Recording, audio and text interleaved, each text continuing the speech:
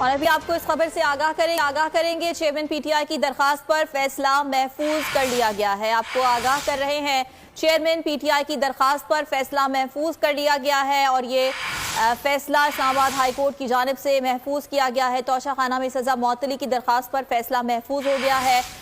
آج وکلا کی جانب سے دلائل مکمل کیے گئے اور یہ کہا جا رہا تھا کہ اگر آج الیکشن کمیشن کے وکیل پیش نہیں ہوں گے تو انہیں سنے بغیر ہی فیصلہ محفوظ کر لیا جائے گا۔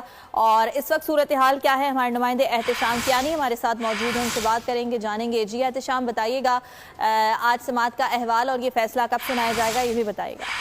دیکھیے، فیصلہ امکان تو یہی ہے کہ آج ہی سنا دیا جائے گا۔ اسلام آباد ہائی کورٹ کے جسٹس عامر فاروق اور جسٹس طارق محمود جہانگیری نے چیئرمین پی ٹی آئی کی سزا معطلی کی درخواست پر آج فیصلہ محفوظ کیا ہے۔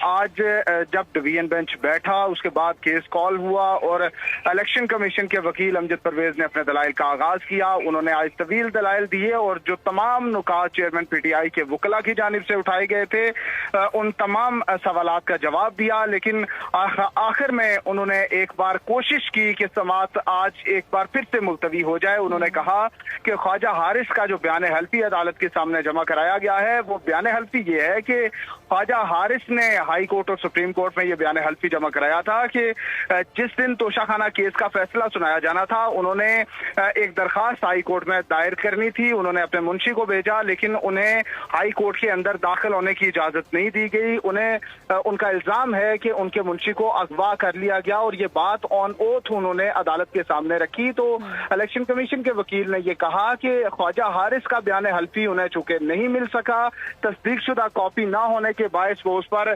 دلائل نہیں دے سکتے، اس لیے آج کی سماعت مؤخر کی جائے، ملتوی کی جائے اور انہیں بیان حلفی حاصل کرنے دیا جائے۔ لیکن چیف جسٹس عامر فاروق نے ریمارکس دیے کہ ایسا نہیں ہوگا، آج ہی اس درخواست پر فیصلہ سنا دیا جائے گا، اس کے جو آرگیومنٹس ہیں وہ کنکلوڈ کیے جائیں گے۔ تو اب دلائل مکمل ہو چکے ہیں، عدالت نے فیصلہ محفوظ کر لیا ہے جو کہ امید ہے کہ کچھ ہی دیر میں سنا دیا جائے گا، یا کچھ ہی دیر میں اگر نہیں بھی سنایا جاتا تو آج ہی فیصلہ سنائے جانے کا امکان ہے۔ چیئرمین پی ٹی آئی نے مختلف وجوہات بیان کی جن کی بنا پر ان کی استدعا ہے کہ ان کا جو توشہ خانہ کیس میں ٹرائل کورٹ سے سزا ہے اسے معطل کر کے انہیں ضمانت پر رہا کیا جائے۔ اس پر ان کے وکلاء نے دلائل دیے، سردار لطیف کوسا نے دلائل دیے اور ان کا یہ موقف تھا کہ یہ پرائیویٹ کمپلینٹ جو ہے یہ درست فورم پر دائر نہیں کی گئی، اس کا متعلقہ فورم میجسٹریٹ کی عدالت تھا اور میجسٹریٹ نے ہی اس درخواست کی اسکروٹنی کرنے کے بعد اس کو ٹرائل کورٹ کے پاس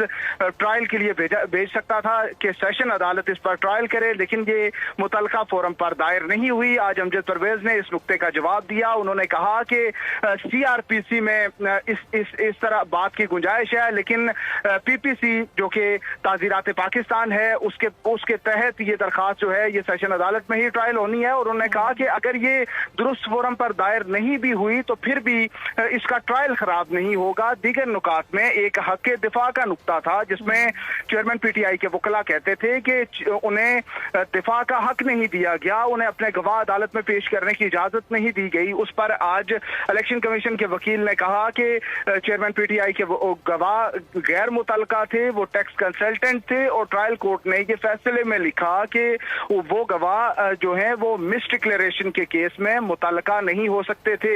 اس کے علاوہ ایک لمیٹیشن کا گراؤنڈ تھا، پوائنٹ تھا جس میں یہ موقف تھا چیئرمین پی ٹی آئی کے وکلاء کا کہ 120 دن کے اندر ہی یہ پرائیویٹ کمپلینٹ دائر کی جا سکتی تھی، اس کے بعد یہ دائر نہیں ہو سکتی تھی۔ لیکن آج اس پر بھی الیکشن کمیشن کے وکیل نے کچھ عدالتی فیصلوں کے حوالے دیے اور انہوں نے کہا کہ 120 دن کے بعد بھی یہ کمپلینٹ دائر ہو سکتی ہے۔ ان تمام نکات پر انہوں نے جواب دیا جس کے بعد عدالت نے یہ فیصلہ محفوظ کر لیا۔ ایک اہم نقطہ کہ الیکشن کمیشن نے اجازت کس کو دینی ہوتی ہے اور کس نے یہ کمپلینٹ دائر کرنی ہوتی ہے اس نقطے پر بھی دلائل ہوئے۔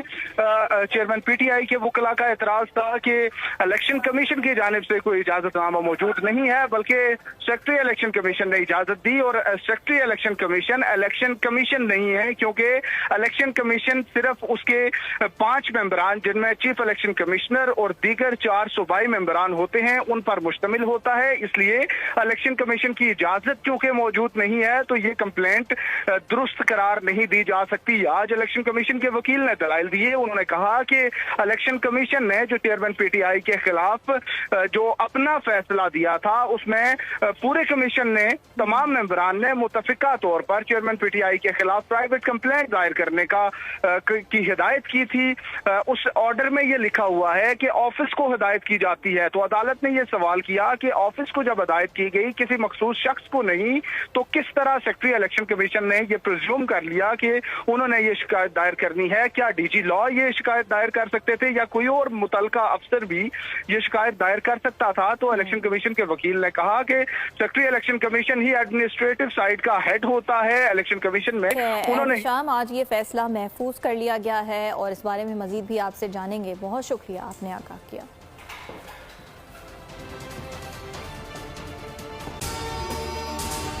अगर आपको ये वीडियो पसंद आई तो लाइक पर क्लिक करें, सब्सक्राइब करें और बेल दबाएं ताकि कोई खबर रह न जाए।